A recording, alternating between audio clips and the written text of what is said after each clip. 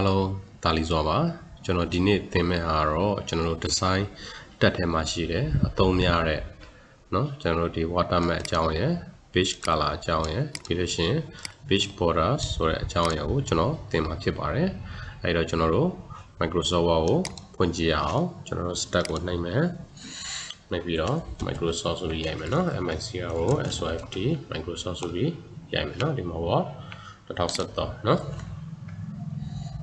ဖွင့်လိုက်ပါမယ်အဲဒီတော့ကျွန်တော်တို့ဒီမှာ insert တက်ပြီးသွားပြီအခု design ပေါ့နော် design ထဲကနေပြီးတော့ကျွန်တော်တို့ဒီမှာ watermark ရဲ့ page color ရဲ့ page border ရဲ့ဆိုတဲ့အသုံးများတဲ့ဟာလေးကိုကျွန်တော်တို့သင်မှာဖြစ်ပါတယ်အဲဒီတော့ကျွန်တော်တို့ဒီမှာစာပိုက်လေးယူလိုက်မယ်နော် okay ယူလိုက်ပြီအဲဒီတော့watermark ပေါ့နော် watermark ဆိုတာဘာပြောလဲဆိုတော့ကျွန်တော်တို့ဒီထုတ်ပြန်ချက်တွေထုတ်ပြန်တာဖြစ်ဖြစ်ဒီtraining စာအုပ်တွေဖြစ်ဖြစ်ပေါ့နော်ပြီးအဲ့လိုမျိုးစာအုပ်တွေထုတ်တာဖြစ်ဖြစ်ထုတ်ပြန်ချက်တွေထုတ်ပြန်တာပဲဖြစ်ဖြစ်အဲ့ဒီအချိန်မှာကျွန်တော်တို့ဒီစာရွက်ရဲ့နောက်မှာပေါ့နော်နောက်ကျောလေးမှာမှုံလေးအဲ့လိုထားတဲ့စာလုံးပေါ့ဗျာပြောချင်တာကနေပြီးတော့ဒါကိုအခွဲစီးရတစ်ခုကဖြစ်ဖြစ်အဲ့လိုထုတ်ပြန်နေဆိုတဲ့ဟာလေးကိုဒါအမှတ်သားအနေနဲ့ဒါထားကြတာပေါ့နော်အဲ့လိုမျိုးအဲ့လိုလေးလုပ်ချင်းဖြစ်ပါတယ်အဲ့တော့ကျွန်တော်တို့ဒီမှာမြင်သာအောင်ကျွန်တော်တို့ကြည့်အောင်နော်အဲ့တော့ကျွန်တော်တို့ဒီမှာ watermark ဆိုတာလေးကိုနှိပ်ကြည့်မယ်မြားလေးကိုနှိပ်ကြည့်မယ်ပေါ့နော်အဲ့တော့သူ့မှာဒီမှာဒါသူပေးထားတဲ့ပုံစံလေးတွေပေါ့နော်ဒီဟာဆိုလို့ရှိရင်ဒီလိုပုံစံလေးဒီဟာဆိုလို့ရှိရင်ဒီလိုဒါဆိုရင်ဒီလိုလေးပေါ့နော်ဒါဆိုရင်တော့ဒီလိုလေးပေါ့အဲ့လိုဆိုတဲ့အခါကျရင်ဒီဟာလေးတွေကိုလည်းယူသုံးလို့ရတယ်ပေါ့နော်အဲ့လိုမျိုးဒါမှမဟုတ်ကိုယ်စိတ်ကြယူသုံးမယ်ဆိုလို့ရှိရင်လည်းဒီမှာ custom watermark ဆိုတဲ့အားလေးရှိတယ်ဗျာနော်အဲ့တော့ကျွန်တော်နှစ်ခုလုံးလုပ်ပြမယ်ပေါ့နော်အဲ့တော့ဒီမှာကျွန်တော်အခုသူပေးထားတဲ့လက်ရှိဒီမှာ၄ခုပေးထားတဲ့အထက်ကနေပြီးတစ်ခုကိုယူသုံးပြမယ်နော်အဲ့တော့ကျွန်တော်ဒီမှာဒီဟာလေးကိုယူသုံးပြမယ်အဲ့ဒါလေးကိုတစ်ချက်နှိပ်မယ်အဲ့ဒါဆိုလို့ရှိရင်ဒီမှာတွေ့လာဗျနော်ဒီမှာမှုံလေး confidential ဆိုတဲ့ဟာလေးဒီမှာပေါ်နေပြီအဲ့ဒါဒီမှာတရွက်ထဲပေါ်တာမဟုတ်တော့သူကနောက်စာမျက်နှာတွေရောက်တယ်ဆိုလို့ရှိရင်လည်းဒီမှာပေါ်နေတွေ့လားနော် confidential ဆိုပြီးရတယ်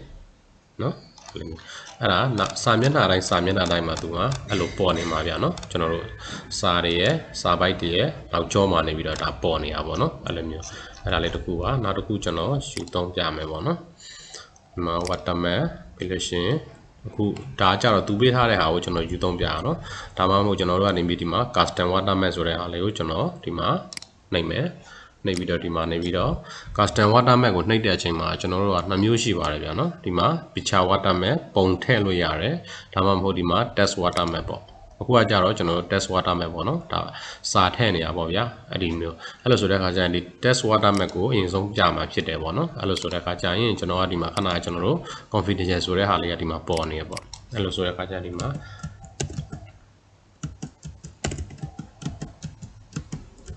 ASAP ဆိုတဲ့ဟာလေးကိုကျွန်တော်ဒီမှာရိုက်လိုက်မယ်နော်ရိုက်လိုက်မယ်ဆိုလို့ရှိရင်ဥမာကျွန်တော်အဲ့ဒီမှာ font လည်းပြောင်းလို့ရတယ်ဒီမှာ selection လုပ်လိုက်တယ်ပေါ့နော်font ကိုဘယ်လိုပုံစံထားခြင်းလဲဘယ် font သုံးခြင်းလဲပေါ့ဗျာပြီးလို့ရှိရင် site ကရောဘယ် site သုံးခြင်းလဲ40လားဒါမှမဟုတ်ဒီ ASAP ဆိုတဲ့ဟာလေးကိုကျွန်တော်တို့ color နဲ့ရောထားခြင်းလားအဲ့လိုပေါ့နော်ဥမာ color အနေထားလိုက်မယ်ပေါ့ဗျာနော်အနေထားလိုက်မယ်ဆိုလို့ရှိရင်ဒီမှာကြည့်နော်ကျွန်တော်နှိပ်ပြမယ် apply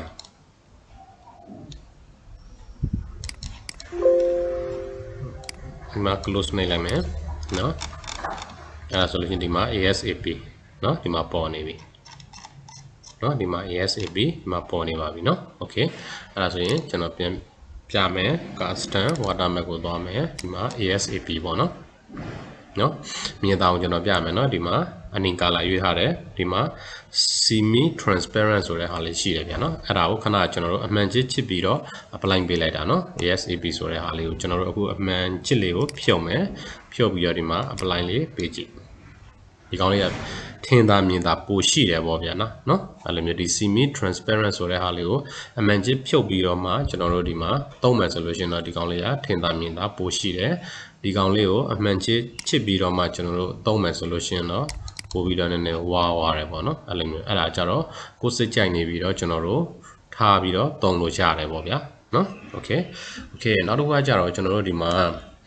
ပုံထည့်မယ်ပေါ့နော်ပုံထည့်မယ်ဆိုတဲ့အခါကျရင်ဒီမှာအပေါ်ကပေါ့ picture watermark ပေါ့နော်အဲ့ဒါဆိုရင်ဒီမှာအကောင့်လေးကိုနှိပ်လိုက်မယ်ပြီးလို့ရှိရင်ကျွန်တော်တို့ဒီမှာ select picture ဆိုတဲ့ဟာလေးကိုနှိပ်မယ်နှိပ်ပြီးတော့ကျွန်တော် front A ကျွန်တော်တို့ computer ထဲကယူတော့မှာကိုအဲ့လိုဆိုတဲ့အခါကျတော့ဒီမှာ front A file အဲ့တော့ကျွန်တော်ကပုံရှိတဲ့နေရာလေးကိုတွားလိုက်မယ်တွားလိုက်တဲ့အခါကျတော့ကျွန်တော်ဒီပုံလေးကိုယူတော့မှပြန်နော်ယူတော့မယ်အဲ့ဒီမှာကျွန်တော် okay ဆိုတဲ့ဟာလေးကိုနှိပ်ကြည့်မယ်နော် okay ဒီမှာနော်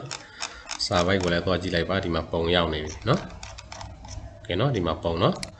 okay အဲ့တော့ watermark ရသွားမယ်ပြီးရင် custom watermark ဒီမှာကျွန်တော်တို့ test